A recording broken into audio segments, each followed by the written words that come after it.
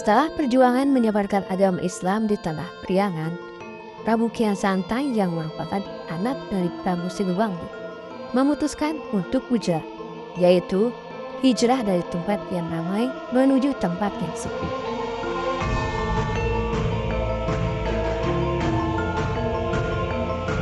Setelah mengembara ke Gunung Ciremai dan Gunung Tasikmalaya, akhirnya perjalanan Prabu Kian Santang berhenti di sebuah gunung suci di Garut.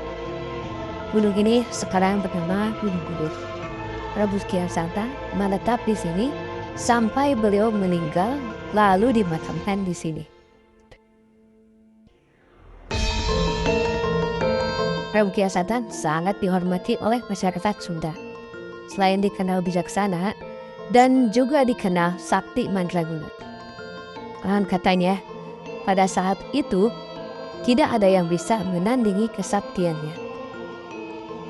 Teman-teman, pada video kali ini kita akan membahas tentang sejarah, legenda, dan mitos makam Kramat Godog dan Prabu Kian Santang. Jangan skip dulu videonya, mari kita simak.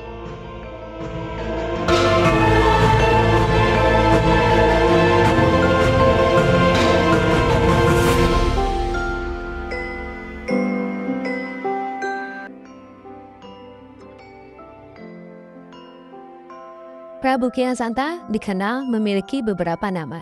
Beliau dikenal juga dengan nama Raden Kian Santang, Raden Sanggara, Galantang Setra, atau juga dikenal Syekh Sunan Rohmat Suci atau Sunan Godog.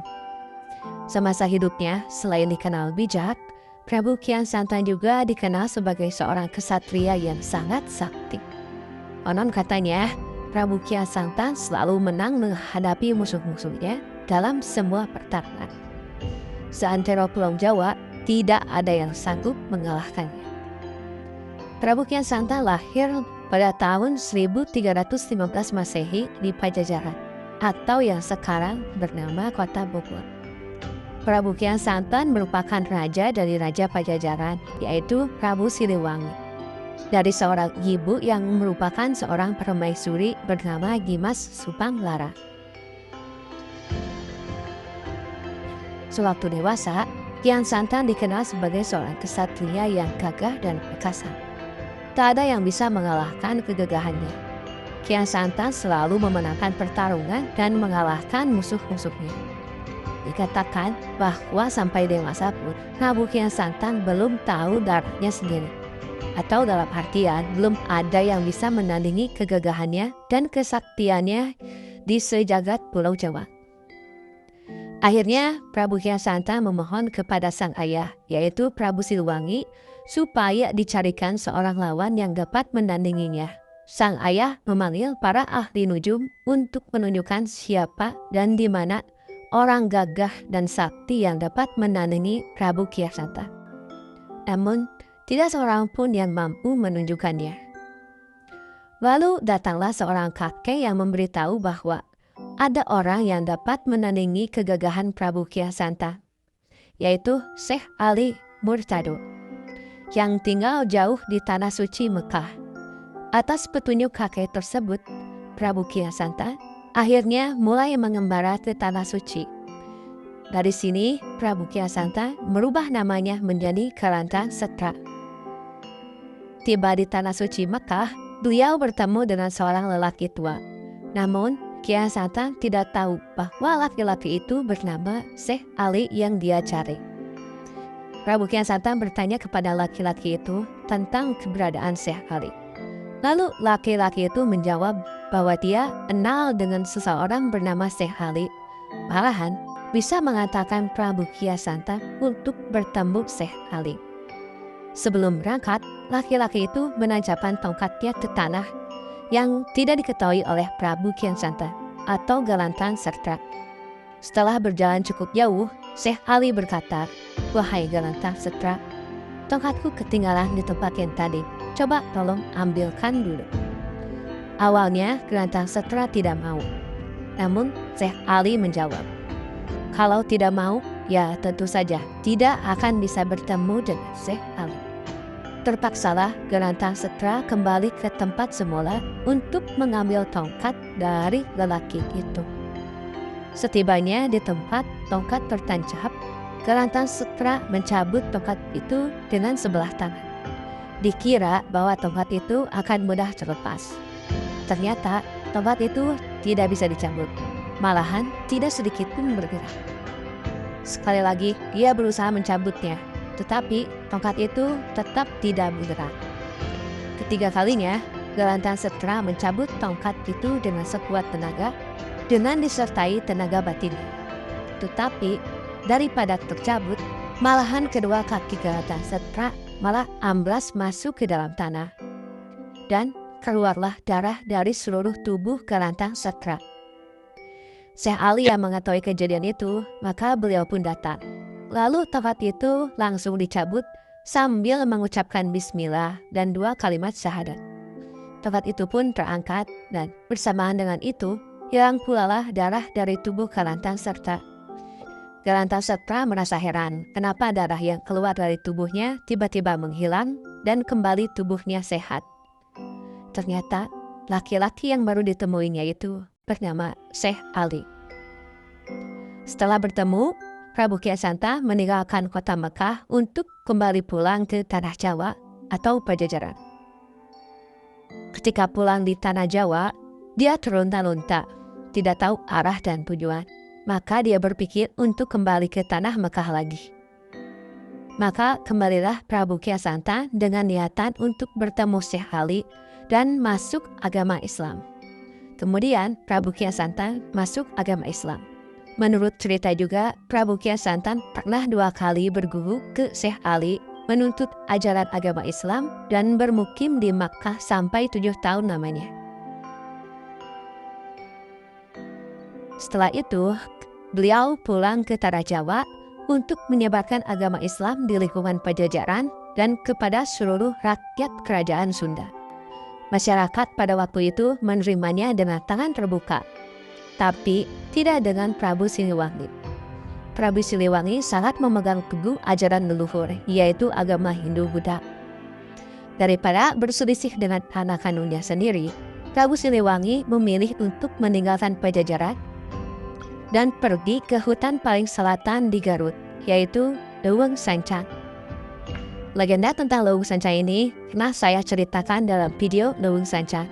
Teman-teman bisa menontonnya pada link di deskripsi atau di pojok kanan atas. Pada awal abad ke-15, Prabu Kian Santang diangkat menjadi Raja Pajajaran menggantikan Prabu Muning Kamati. Namun Prabu Kian Santang tidak lama menjabat karena mendapatkan ilham untuk melakukan hijrah, yaitu hijrah dari tempat yang ramai menuju ke tempat yang sepi, dalam rangka mendekatkan diri kepada Allah dan mencapai kemaharifan. Dalam perjalanannya ini, Prabu Kian Santang terlebih dahulu mengunjungi Gunung Ciremai dan Gunung Tasikmalaya. Tapi beliau belum mendapatkan tanda-tandanya. Hingga akhirnya Prabu Kian Santang sampai di Gunung Suci di Garut. Ketika tiba di sana, tanah suci yang dibawa oleh Prabu Kian Santang tiba-tiba bergetar. Atau dalam bahasa Sundanya, gogodek. Dari istilah inilah gunung ini dinamai Kudok.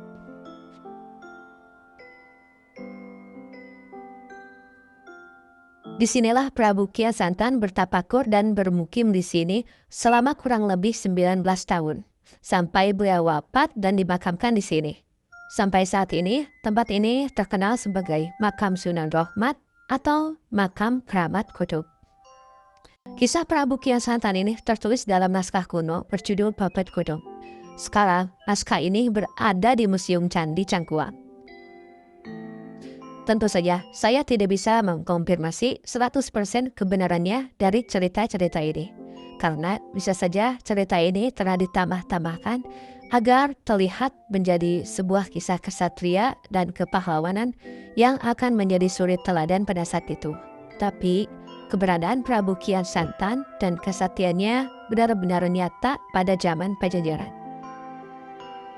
Syekh Ali dalam cerita ini, di sebagian cerita versi yang lain, disebut juga Sayyidina Ali yang merupakan sahabat Rasul. Tapi ini tidak dapat dikonfirmasi kebenarannya karena kedua sosok ini hidup di zaman yang sangat berbeda.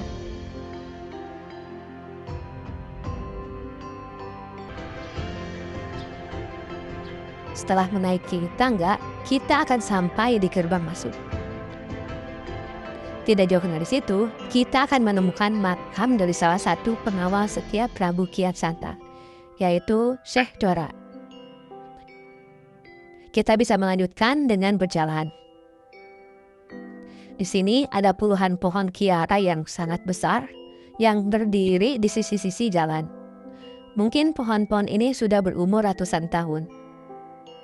Lalu kita juga bisa menemukan makam-makam yang lain dari para pengawal setia Prabu Kian Santang. Di sini juga ada perkampungan yang dihuni oleh warga asli Godog. Ada beberapa masjid dan warung-warung juga di sini. Setelah melewati tangga ini, lalu kita akan masuk ke komplek utama makam keramat Godog. Inilah bangunan utama dari makam Godog. Tapi sayang, saya tidak diizinkan untuk mengambil gambar di dalam sana. Di dalam bangunan ini ada 5 makam. Selain makam Prabu Kian Santang, juga ada 4 makam pengawal setia dari Prabu Kian Santang. Di sana juga disimpan beragam senjata pusaka peninggalan dari Prabu Kian Santang dan juga para pengawal setianya. Pada waktu-waktu tertentu, yaitu pada bulan Maulud, senjata pusaka tersebut dikeluarkan lalu dibersihkan dengan upacara bernama ngalungsur pusaka. Upacara tersebut sebagai upaya penghormatan sekaligus melestarikan benda-benda bekas perjuangan mengembangkan ajaran agama Islam di tanah Sunda. Benda-benda pusaka tersebut berupa keris, kujang, pedang, dan beberapa benda pusaka yang lainnya. Jika kita lihat, banyak sekali peristiwa penting yang terjadi di Garut. Memang pada saat itu, wilayah Garut belum bernama Garut. Saya pikir Garut telah menjadi wilayah yang sangat penting sejak zaman Pajajaran atau sejak zaman Kerajaan Sunda. Mulai dari tempat pelarian Prabu Siliwangi yang berada di Lewuk Sancang, Kecamatan Cibalong, keberadaan Candi Cangkuang yang merupakan peninggalan Kerajaan Pajajaran. Cerita-cerita ini diceritakan dalam naskah kuno berjudul Babad Godog, di mana naskah ini masih bisa kita temui, yaitu disimpan di Museum Candi Cangkuang di Leles. Keberadaan sejarah kebudayaan Sunda ini telah banyak tertulis dalam naskah-naskah kuno di Jawa Barat. Terima kasih kepada teman-teman yang telah menonton hingga detik ini. Di sini, saya hanya ingin mengatakan bahwa Garut itu indah dan memiliki kekayaan budaya yang beragam. Mari kita jaga dan melestarikan keragaman ini agar bisa dinikmati oleh generasi yang akan datang.